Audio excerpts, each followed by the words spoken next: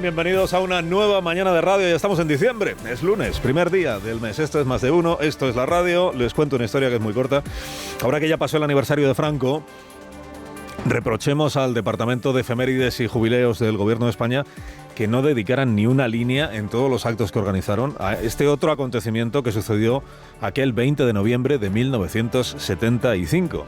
Ese día no hubo colegio y eso permitió a Julián Hernández, estudiante del Instituto del Calvario de Vigo, irse a casa de su amigo Alberto, que quería enseñarle la guitarra eléctrica que le acababa de regalar su madre.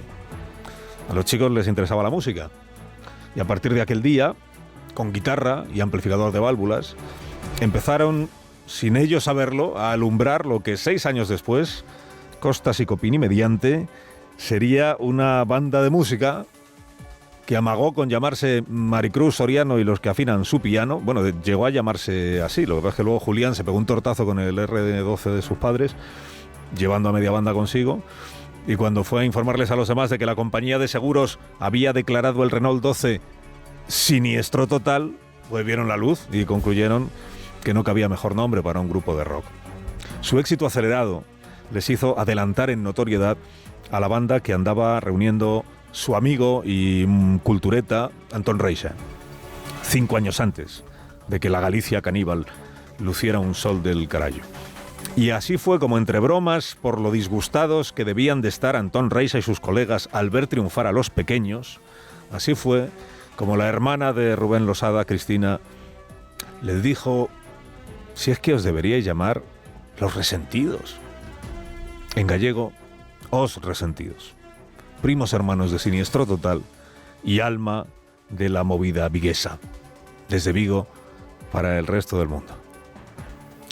Os resentidos. 43 años después del feliz nacimiento de la banda de Reixa, un ministro aficionado a la música, pero más de Alan Parsons y de Spandau Ballet que del rock gallego, o sea, Óscar Puente, hizo un homenaje involuntario a los de Reixa el día que, resentido él por el comentario que había hecho Edu Madina sobre la corrupción de Ábalos y Koldo, publicó el ministro un tuit, cuando no, en el que imputaba a Madina pertenecer a lo que llamó el cuarteto de los resentidos.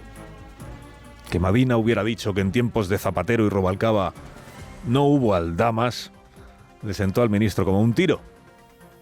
Para entonces ya era costumbre que el oficialismo pedrista reaccionara a cualquier alusión crítica de dirigentes o exdirigentes socialistas, achacando su posición al resentimiento, al ego o a la mutación en colaboracionistas de las derechas, en lugar de rebatiendo sosegadamente sus argumentos. Aún no había entrado en prisión, lógicamente, José Luis Ábalos. Aún no había hecho piña Ábalos con Koldo para proveer de munición a la prensa nada amiga. Aún no podía sospechar ningún ministro hasta dónde puede llegar si se lo propone un verdadero resentido. Desde el jueves el escenario ha cambiado, porque el primer caballero del sanchismo, o sea, Ábalos, ha empezado a sufrir de frío, el frío de la cárcel que ha descubierto ahora. Ha dicho que su adaptación está siendo menos traumática de lo que él pensaba, pero que hace frío en la prisión. El frío que en la cárcel ha hecho siempre, pero del que los gobernantes, al parecer, no han tenido noticia. Mientras el presidente Sánchez presume de estar tranquilísimo y dedica los recursos del Estado a grabarse vídeos de TikTok recomendando música, el hilo musical que suena en la cabeza de sus ministros es el reloj no marques las horas que hizo popular los Panchos. Reloj no marques las horas porque voy a enloquecer. Detén el tiempo en tus manos porque mi vida se apaga. Jordi Sevilla, que fue sanchista de primera hora y que hoy integra las filas poco nutridas del sector crítico, considera a Pedro Sánchez responsable de haber convertido el PSOE en un club de fans y haberse apartado de la socialdemocracia para abrazar el populismo. A las 9, sin resentimientos, Jordi Sevilla estará en este programa.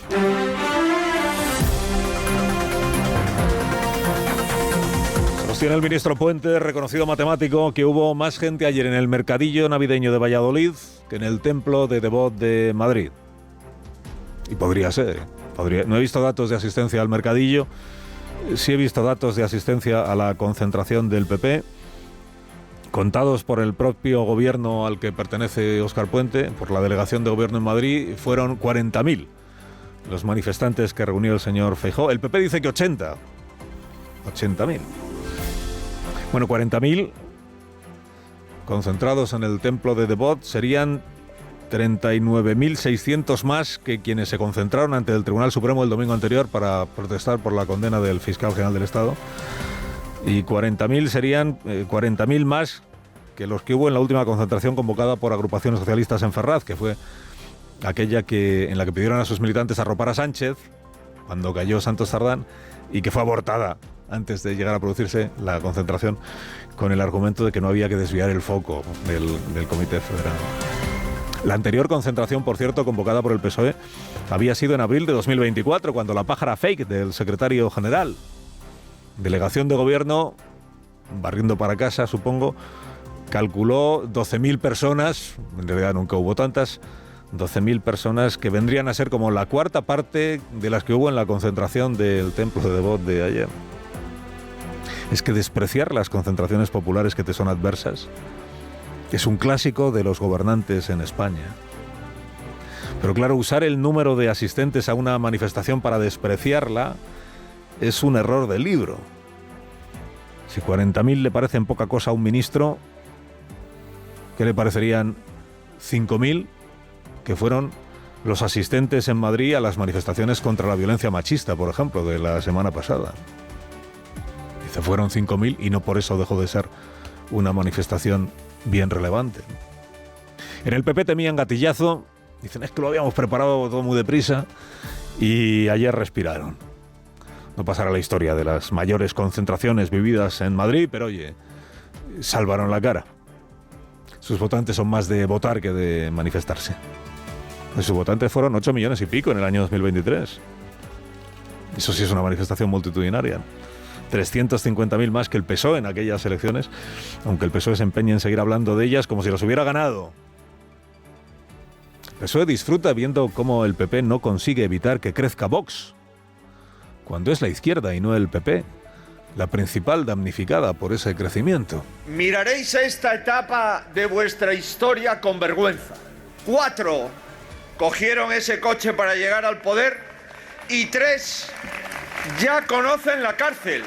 Falta el 1, el presidente del gobierno.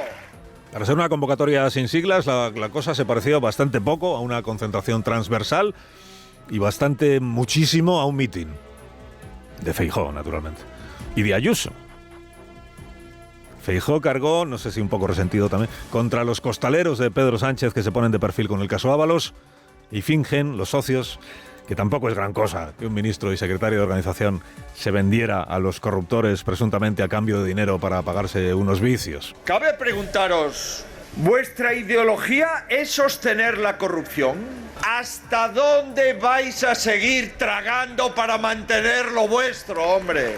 Mientras no haya financiación irregular, siguen diciendo los socios del PSOE, los que le van quedando, mientras no haya financiación irregular, todo lo que se ha revelado hasta ahora pues es apenas nada, ¿no? Esta novedosa doctrina que es hija del somos más, del somos más y no queremos volver a ser menos. Y ella, o sea, Díaz Ayuso, que también mitineó, pues claramente está resentida con los tibios, los moderaditos, que diría Garrocho, ¿no? De la autora de En la España de la dictadura los críticos son acuchillados, llega ahora esta versión del libro del Apocalipsis. Aquí el sobornado de turno o el equidistante que se siga escandalizando lo que quiera para tener un ratito más en las tertulias. A mí eso no me importa. El tibio incomodado que tanto abunda en las tertulias puede seguir mirando para otro lado mientras confunde moderación con cobardía. ¿Qué es lo que está pasando? Los esguinces de cuello para los tibios. Los que caminamos de frente no tenemos esos dolores. Le sale el tono pichi. Con cobardía. Es un tono muy castizo, muy mal. Bueno, libro del Apocalipsis 3:16. Le dice el Señor a la iglesia de la Odisea: conozco tus obras, y no eres ni fría ni caliente, y por cuanto eres tibia y no fría ni caliente, yo te vomitaré de mi boca. Ayuso le declara la guerra a los equidistantes, los tibios, los moderaditos. Tiemble la España que aún se permite el matiz, la ecuanimidad y la duda.